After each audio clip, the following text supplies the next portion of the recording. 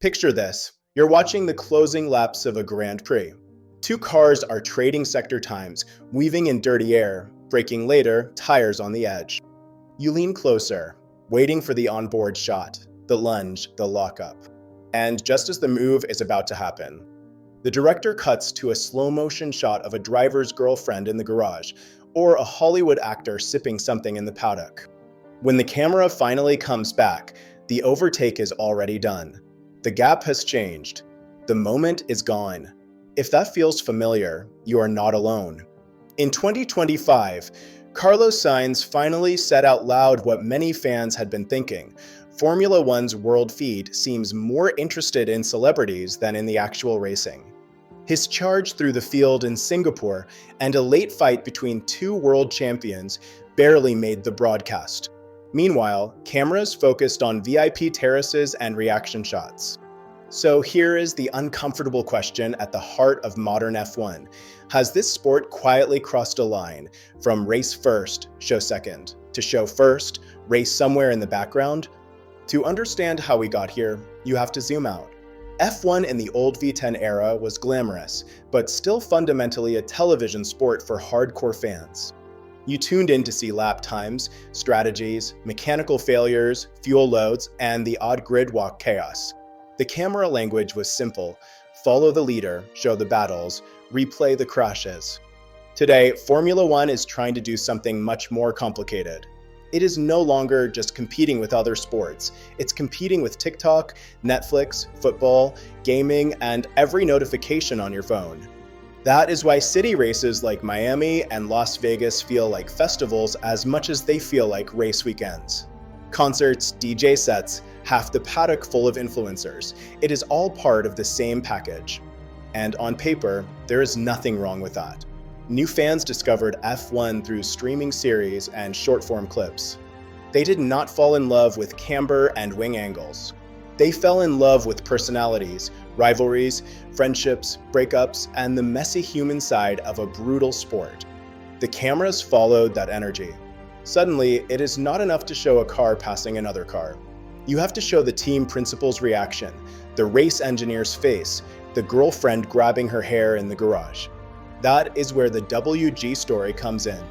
The term WGs, wives and girlfriends, did not start in F1, but it landed here with full force.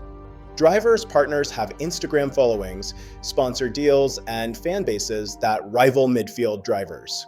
Clips of them cheering, crying, or hiding behind their hands rack up millions of views. From a pure marketing perspective, they are gold. But on race day, every second of television has a cost. Unlike football or basketball, F1 does not stop. There are no timeouts, no dead balls. The race is always live, always evolving. When you choose to show a garage reaction instead of a braking zone, you are not just adding context. You are deciding what the sport is. In Singapore, that decision finally snapped something. Sainz carved his way from the back of the grid into the points with a string of late overtakes. Fans following live timing could see it happening, sector by sector. But many watching on television never saw the passes. Around the same time, a legendary duel between two champions barely appeared on screen, while the broadcast went back to celebrities and partners once again. After the race, Sainz spoke up. He was careful, almost too polite, saying that reaction shots were fine as long as the competition was respected. But the message underneath was sharp. Right now, it was not being respected. The internet did the rest. Clips of missed overtakes and cutaway moments flooded social media. Fans counted how many times the cameras left live battles to show someone in sunglasses on a balcony. Memes popped up, show the cars, not my girlfriend. Petitions and threads called for the director to remember what the F in F1 actually stands for. Suddenly, this was no longer just a grumpy fan complaint. It became a fault line running straight through the identity of the sport. And right at the center of that fault line sits the broadcast war. Here's the part most casual viewers do not see. The pictures you watch mostly come from the same place, a central world feed. There is a director in charge of that feed, and what they choose to show is what the whole planet sees. The commentators can be different, but the actual camera angles, those are shared. which means that when the world feed misses a move, everyone misses it. Local channels cannot magically cut to an onboard that was never shown. So when the director decides the story of lap 52 is a celebrity in the paddock, rather than two cars exploding out of a DRS stone wheel to wheel, that decision echoes from London to Tokyo. At the same time, Formula One insists on something that is not completely wrong. This is not just a sport, it is a show. The people in charge argue that a modern broadcast has to capture the full atmosphere of the event. The city, the crowd, the VIPs, the sense of occasion, that is what makes Monaco feel different from Austin. You can understand that logic. If every race only showed nose-to-tail shots and timing towers, you would lose a lot of the magic. So the real question is not whether F1 should be a show. The real question is, where's the line? At what point does clever editing, dramatic radio clips, and celebrity reaction shots stop complementing the race and start replacing it? Sainz's comments hit so hard because they sounded like a driver drawing that line in public. Fans have felt the same tension around the sport's storytelling for years. Reality-style series have been accused of exaggerating rivalries or framing drivers as villains. Now, that same tension has crossed the barrier into the live broadcast itself. The irony is that it should not be an either-or choice. There is a version of Formula One where you get both, pure racing and rich storytelling. You see the dive into the braking zone first, then the garage exploding in celebration.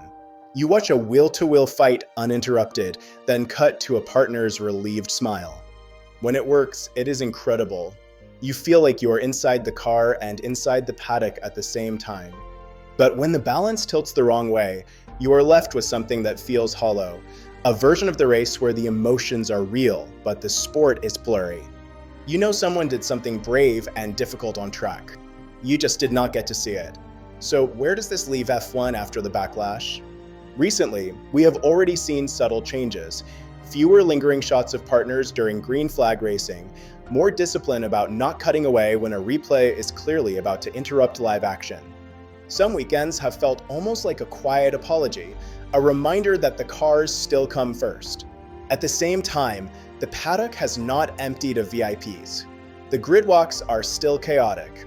The show is not going away. It cannot go away.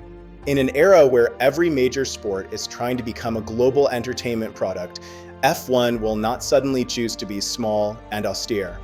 Maybe that is the point. The real battle is not between racing and show. It is between honest coverage and lazy coverage.